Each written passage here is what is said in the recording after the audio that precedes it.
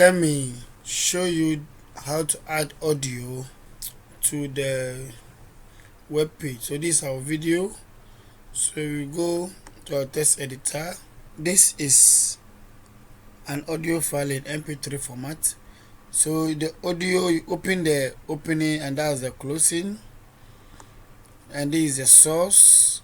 The source shows the file part of the audio file, so it can be found in a folder called audio, and then also the file name followed by .mp3, and I brought what the controls and not to play. So let me just save it, okay, and then refresh the browser.